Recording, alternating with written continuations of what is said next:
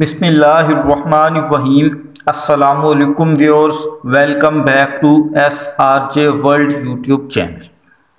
ناظرین، عامر لیاقت حسین کی زندگی کسی بھی پاکستانی کے لیے سبق آموز داستان سے کم نہیں۔ اگر یہ کہا جائے کہ یہ پاکستان میں اپنی نوعیت کی انوکھی کہانی ہے تو بے جا نہ ہوگا۔ 5 جولائی 1971 کو پاکستان کے سب سے بڑے شہر کراچی میں پیدا ہونے والے عامر لیاقت حسین نے زندگی میں بے شمار نشیب و فراز دیکھے۔ نشیب و فراز تو ہر انسان کی زندگی میں آتے ہیں، مگر عامر لیاقت حسین کے نشیب و فراز سے ہر پاکستانی اچھی طرح واقف ہے۔ دوستو، کس نے سوچا تھا کہ بچپن میں نعتیں پڑھنے اور تقریریں کرنے والا بچہ جوانی میں پاکستان کا سب سے مقبول ٹی وی اینکر بن جائے گا اور سب سے کم عمر وزیر مملکت بھی بنے گا۔ ناظرین، عامر لیاقت حسین ایک معزز گھرانے سے تعلق رکھتے تھے۔ ان کے والد شیخ لیاقت حسین سیاستدان، جبکہ ان کی والدہ محمودہ سلطانہ کالم نگار تھیں۔ انہوں نے ابتدائی تعلیم کراچی سے حاصل کی۔ اپنی ایجوکیشنل کوالیفیکیشنز کے حوالے سے وہ بہت متنازعہ بیانات دیتے رہتے تھے۔ ان پر جعلی ڈگری حاصل کرنے کا بھی الزام لگا۔ دوستو، 2006 میں HEC پاکستان نے اعلان کیا کہ عامر لیاقت حسین کی ٹرینٹی کالج اینڈ یونیورسٹی سے حاصل کردہ BA کی ڈگری جعلی ہے۔ 2003 میں گارڈین اخبار نے رپورٹ کیا کہ ٹرینٹی کالج اینڈ یونیورسٹی ایک فراڈ تھا جس کے ذریعے کوئی بھی شخص 150 یوروز دے کر 28 دنوں میں ڈگری حاصل کر سکتا تھا۔ 2005 میں یونیورسٹی آف کراچی نے ان کی BA کی ڈگری کو جعلی قرار دیا۔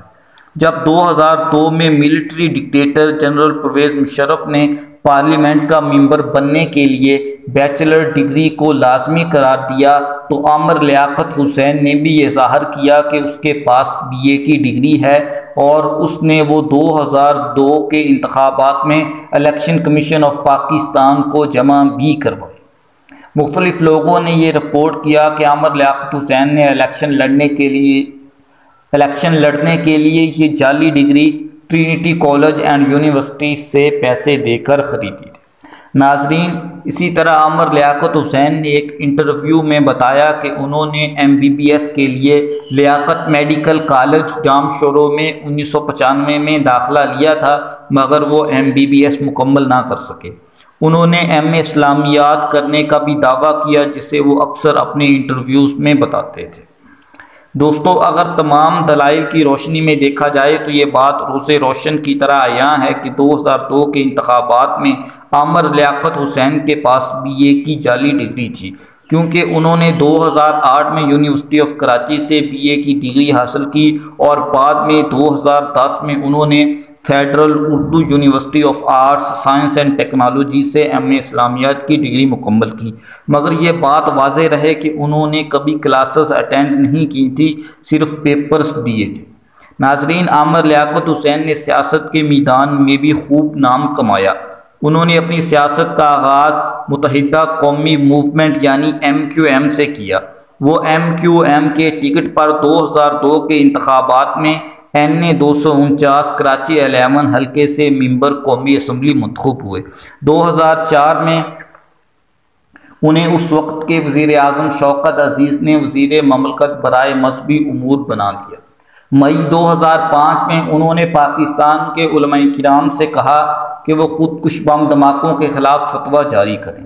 جون 2005 میں جامعہ بنوریا کے وزٹ کے دوران ان پر حملہ بھی ہوا، مگر پولیس نے اس بات کی نفی کی اور کہا کہ وہاں پر ہجوم نے صرف ان کے خلاف نعرے لگائے تھے۔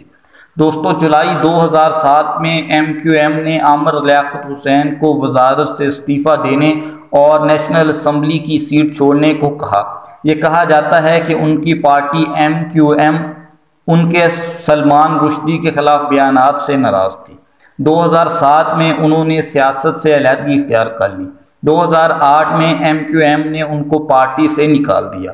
2016 میں جب MQM ورکرز نے میڈیا ہاؤسز پر اٹیک کیا تو سندھ رینجرز نے MQM رہنماؤں کے ساتھ ساتھ عامر لیاقت حسین کو بھی تحویل میں لے لیا۔ بعد میں انہیں چھوڑ دیا گیا۔ ان پر ہیٹ سپیچ کا الزام تھا۔ دوستو عامر لیاقت حسین نے مارچ 2018 میں پاکستان تحریک انصاف میں شمولیت سے سیاست میں واپسی کی۔ وہ 2018 کے انتخابات میں پی ٹی آئی کے ٹکٹ پر حلقہ NA 245 کراچی ایسٹ 4 سے دوبارہ ممبر قومی اسمبلی منتخب ہوئے۔ 2022 میں وہ پاکستان تحریک انصاف سے دور ہو گئے۔ جب جون 2022 میں ان کا انتقال ہوا تو وہ پی ٹی آئی کا ہی حصہ تھے۔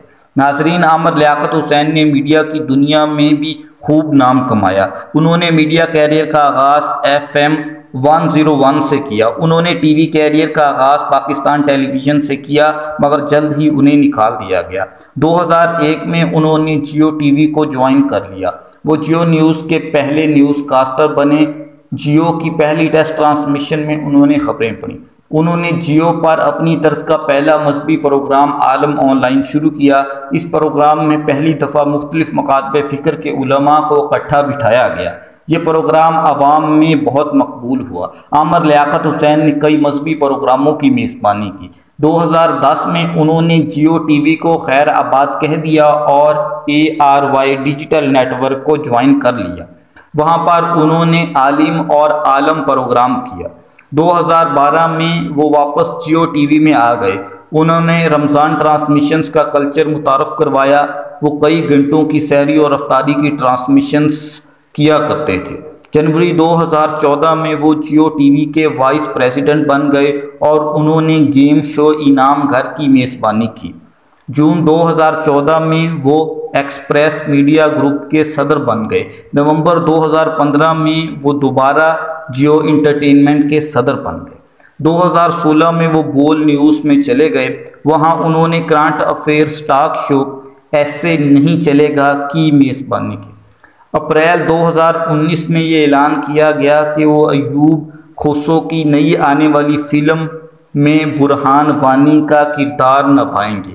اپریل 2020 میں انہوں نے ایکسپریس ٹی وی پر گیم شو جیوے پاکستان شروع کی۔ ناظرین، عامر لیاقت حسین کو سیاستدان اور ٹی وی اینکر کے علاوہ اسلامی اسکالر کے طور پر بھی جانا جاتا تھا۔ وہ مذہبی حوالے سے بھی کافی متنازع تھے۔ 2010 میں انہوں نے ایک ٹی وی شو میں دعویٰ کیا کہ پاکستانی کرکٹ ٹیم کے ہارنے کی وجہ پلیئرز کے جوتوں کے تلوؤں کا سبز رنگ ہے۔ یہ سبز تلوے گنبد خضرا اور پاکستانی جھنڈے کی توہین ہے۔ دوستو، 2011 میں ان کی کچھ behind the scenes videos leak ہوئیں۔ ایک ویڈیو میں وہ ریپ سے متعلقہ سوال کا پراپر جواب اسکالر سے لینے کی بجائے کھلکھلا کر ہنسنے لگے، کیونکہ ان کے شو پر موجود اسلامی اسکالر نے کہا تھا کہ بہت نازک صورتحال ہے۔ اسی طرح کے کئی اور ویڈیوز میں وہ سیٹ پر مضحکہ خیز حرکتیں کرتے پائے جاتے تھے۔ ناظرین، عامر لیاقت حسین کی کئی ویڈیوز میمز کا حصہ بنی۔ میمرز نے ان کی میمز بنا کر خوب داد سمیٹی، جس پر وہ اکثر میمرز سے نالاں نظر آتے تھے۔ ان کی میمز پوری دنیا میں مقبول ہوتی تھیں۔ عامر لیاقت حسین پاکستانی میمز کی جان تھے۔ میمز کی کوئی بھی ویڈیو ان کے بغیر نامکمل تھی۔ دوستو، 2013 میں عامر لیاقت حسین نے اپنے شو امان رمضان میں یتیم اور بے آسرا بچوں کو ان پیرنٹس کو دینا شروع کر دیا جو ان کو اڈاپٹ کرنا چاہتے تھے۔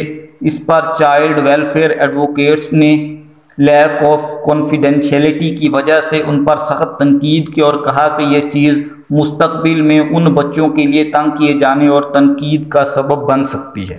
ناظرین، جنوری 2017 میں سوشل ورکر اور وکیل جبران ناصر نے پیمرا میں ایک شکایت درج کروائی کہ عامر لیاقت حسین اس کے خلاف غلیظ اور جھوٹی مہم چلا رہا ہے، جس کی وجہ سے اس کی زندگی خطرے میں ہے۔ مارچ 2017 میں ایمنسٹی انٹرنیشنل نے حکومت پاکستان پر سخت تنقید کی کہ وہ عامر لیاقت حسین کے خلاف کوئی ایکشن نہیں لے رہی، جبکہ وہ صحافیوں اور بلاگرز کی زندگی خطرے میں ڈال رہا ہے۔ اسی ماہ کے آخر میں پیمرا نے عامر لیاقت کو ہیٹ سپیچ پر آن ایئر معافی مانگنے کو کہا۔ ناظرین، مذہبی حوالے سے عامر لیاقت حسین ایک سخت گیر آدمی تھے۔ وہ اکثر لوگوں پر مذہبی حوالے سے الزام تراشی کرتے رہتے تھے۔ وہ خود کو سب سے بڑا عاشق رسول سمجھتے تھے اور اس کا وہ بار بار اظہار کرتے رہتے تھے۔ 2016 میں انہوں نے جنید جمشید کو سخت تنقید کا نشانہ بنایا، حالانکہ وہ اپنی غلطی کی معافی مانگ چکے تھے اور انہوں نے وضاحت بھی کر دی تھی۔ اسی طرح 26 مئی 2018 کو انہوں نے اہل حدیث عالم دین قاری خلیل احمد سے بحث کے دوران ڈاکٹر ذاکر نائک کے حوالے سے ہیٹ سپیچ کی اور ان کو غلط ثابت کرنے کی بھرپور کوشش کی، جس پر پیمرا نے ان کو بین کر دیا۔ مئی 2021 میں وہ رمضان ٹرانسمیشن میں ناگن ڈانس کرتے نظر آئے، جس کی وجہ سے ان پر کڑی تنقید کی گئی۔ ناظرین، اگر عامر لیاقت حسین کی ذاتی زندگی کی بات کی جائے تو انہوں نے 3 شادیاں کی۔ ان کی پہلی شادی سیدہ بشریٰ اقبال سے ہوئی، جن سے ان کے 2 بچے احمد عامر اور دعا عامر ہوئے۔ ان کی دوسری شادی سیدہ طوبہ انور سے ہوئی، جو کہ 2022 میں ان سے علیحدہ ہو گئی۔ فروری 2022 میں انہوں نے تیسری شادی لودھراں سے تعلق رکھنے والی 18 سالہ لڑکی دانیہ شاہ سے کی۔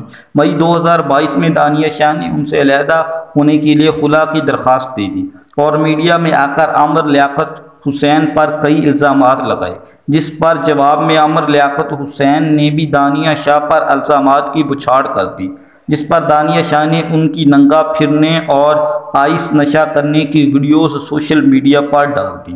اسی دوران ان کی عمران خان سے دوری کی وجہ سے پاکستان تحریک انصاف کے کارکنوں اور رہنماؤں نے ان پر کڑی تنقید کی، جس میں فیاض الحسن چوہان سر فہرست تھے۔